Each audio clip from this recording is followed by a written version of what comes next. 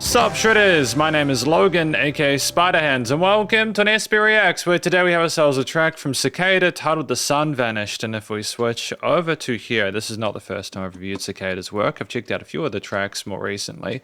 Apparently this is Solomon on their own this time, as in they did a lot of the mixing production himself, which is pretty cool. So it'd be good to check out this new track from start till finish, and we're gonna hear what we think. Let's do it. The Sun Vanished. What do we got?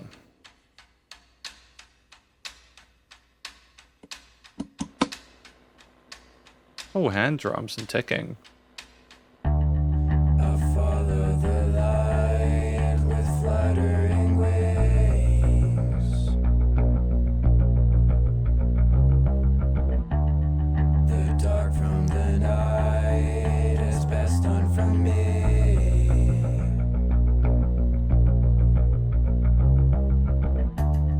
In windows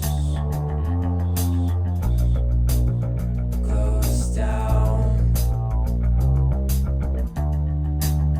please hold your lasting sounds.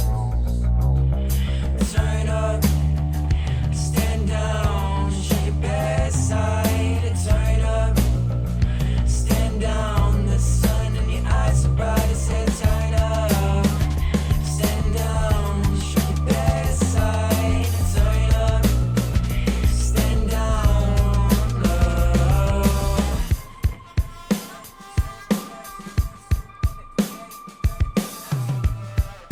Cute little turtle going through the ether.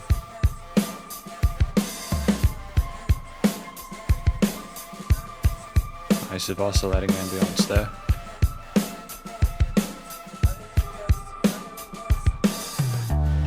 I'm found on a porch, motionless and hollow. Yeah, Have they synthesized that additional vocal tag? lost in the world, started my fight. So turn up, stand down, shake your bedside. Turn up, stand down, the sun in your eyes are bright as hell. Turn up, stand down, shake your bedside. Turn up, Cute cat. stand down, The cicada shadow, it sang itself utterly away. A better poet than most.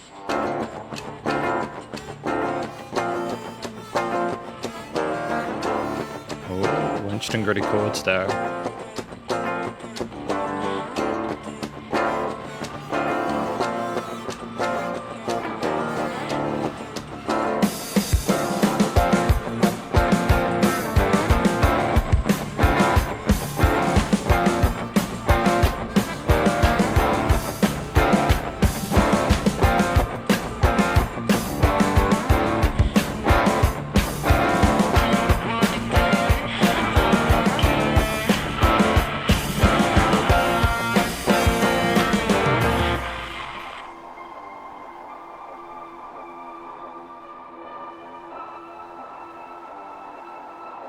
Fantastic.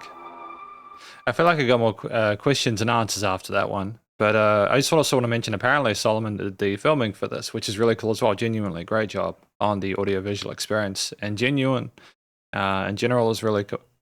Great job on the audiovisual experience in general. It's nice to see people putting effort into all sides of it, you know, especially when it can be so easy nowadays to just kind of generate a music video. It's really nice, and I see people putting some initiative into it and doing some special things. We're going to talk about this track more in the conclusion. Because welcome to the conclusion, my review of this track from an act named Cicada titled The Sun Vanished. In this track, I'll be providing an overall song analysis of everything from lyrics and vocals all the way through to production, as well as any applicable constructive critique, and then finally, my general thoughts from a listener's perspective. But first of all, what do we think this track is about? Honestly, I'm not entirely sure. We take a look at the lyrics. We've got, you know, I follow the light with fluttering wings. The dark from the night has passed on to me. I'll put myself into There we go, we'll have a look at this. I follow the light with fluttering wings. The dark from the night has passed on from me. And windows closed down, please hold your lasting sounds. I mean, if we talk about the title and then we look at the lyrics here, it kind of talks about maybe having followed the sun, having followed the light for a while, it suddenly vanished and we're kind of motionless and hollow, primarily because we've maybe got nothing to go towards. When we say turn up, stand down, show your bad side, I'm not necessarily sure what that is, whether it's turning up for them whilst they're motionless or not. Maybe they're looking for someone else with light in their eyes to follow. I like the spoken part, but the cicada shell, it's saying itself utterly away, a better poet than most. I like when Cicada have put those samples from other things in there. They've got a consistency across these tracks. It's very cool.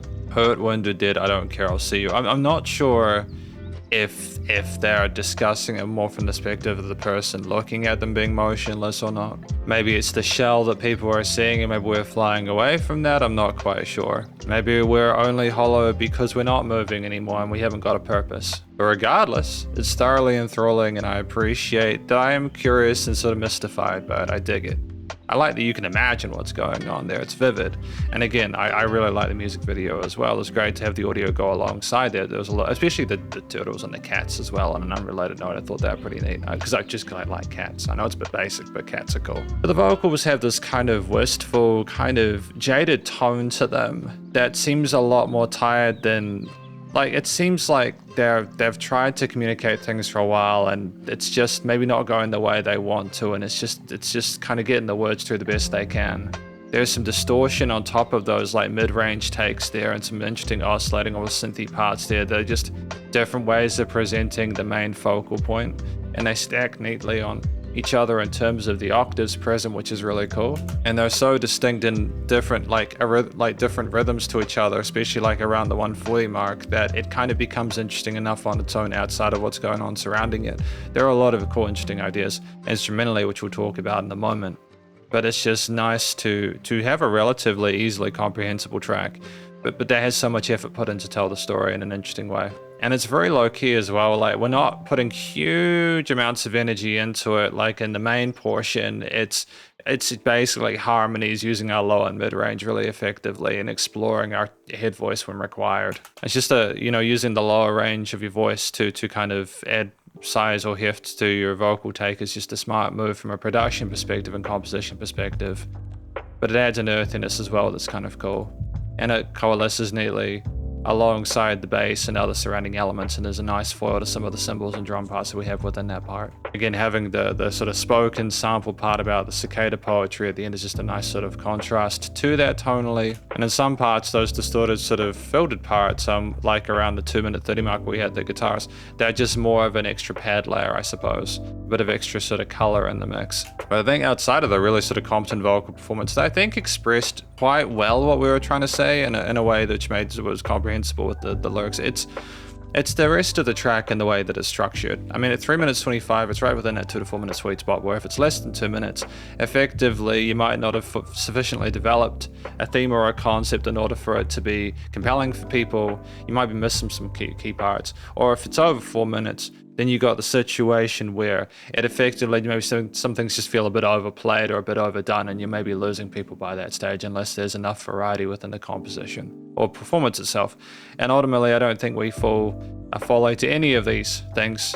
There is enough range structurally to be able to keep us going with a range of different sort of verse and sort of instrumental breaks, and the storytelling is main focal point, but then we also have a lot of other interesting guitar and sort of drum and bass ideas, as well as like ticking sounds such as in the start of the track, where there's accents on this. It almost sounds like a reverbed kind of slightly ping-ponged rim shot on the drums, with some occasional hand drums, not all the time, but just occasional hand drums, just to kind of go, oh, what was that? And it's a different loudness and a different resonance within the frequency spectrum, so you're kind of surprised by it. You're like, oh, if that's come, what's next? To have that completely sort of like change itself or adjust itself around the 15-second mark to just having that bass there, there's a 16th note groove to that, so there's a sense of rhythm to it, but it's more melodic at that point, and it's a great sort of ground floor for the vocals at that point to recite on, even if they are exploring the frequency spectrum in the low end. As we add the hi-hats in, for example, around the 42nd mark there's dynamic range to those hi-hat hits, which allows for just a bit more dimensionality to it, but it's also a bit more intimate. Things aren't being sort of thrust at you. You kind of sound like something's building, but you're not quite sure what.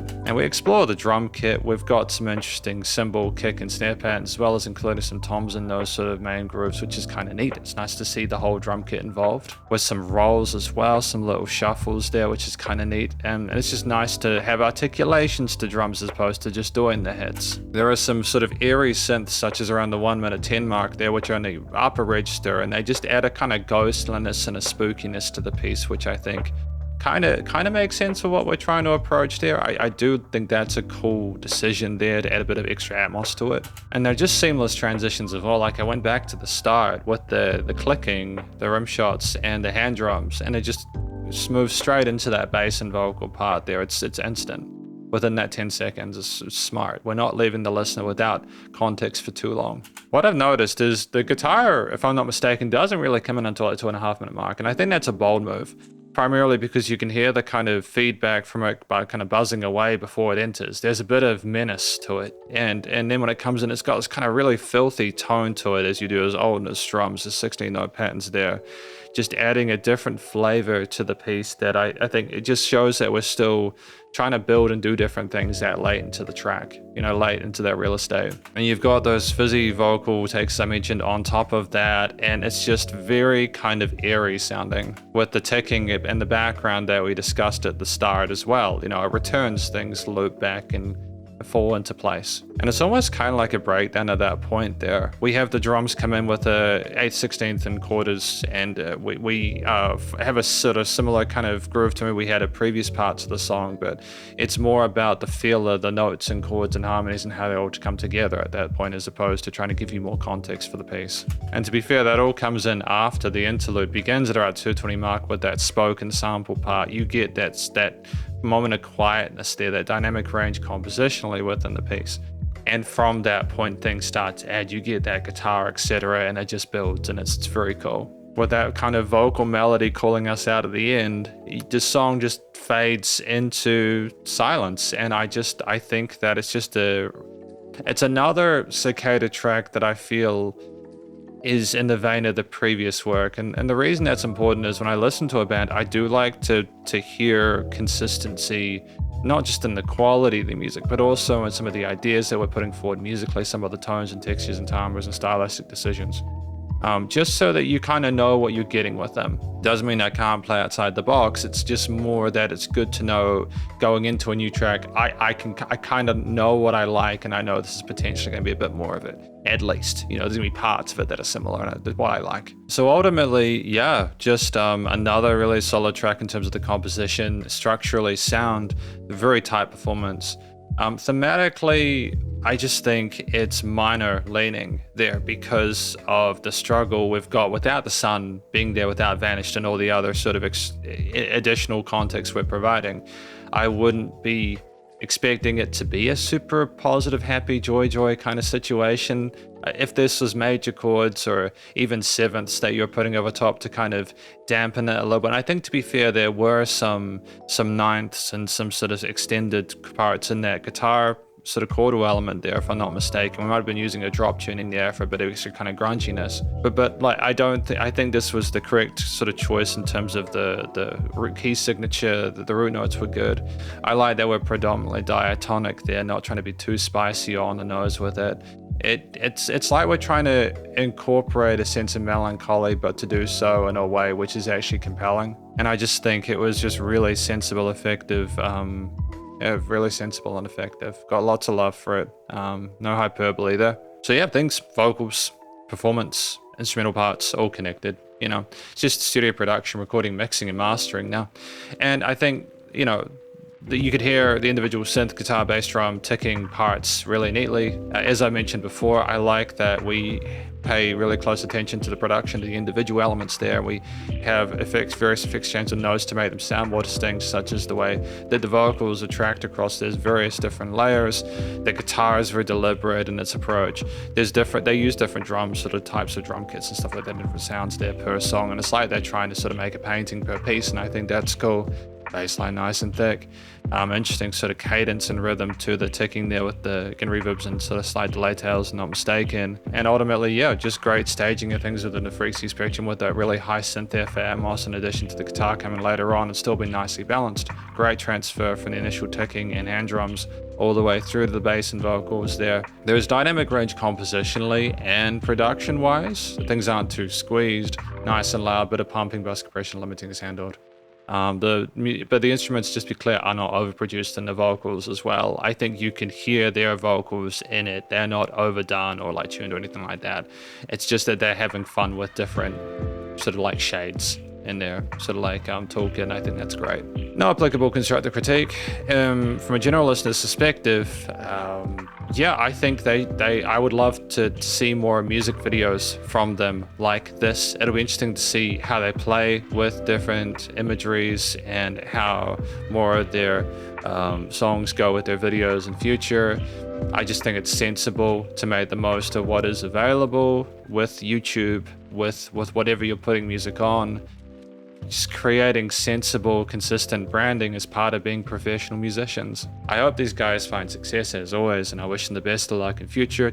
I've got nothing more to say about this. It's very, very good. But thank you for watching my review of this track from an act named Cicada, titled The Sun Vanished. Hopefully you enjoyed it. If you did, please go show them some love via their various social medias and the YouTube page, and stay cool and stay safe, and please remember to support your local musicians and artists at this point in time, as they need the help more than ever. Thought crazy stuff going on in the world, and I will catch you in the next SB Reacts. Spiderhands out.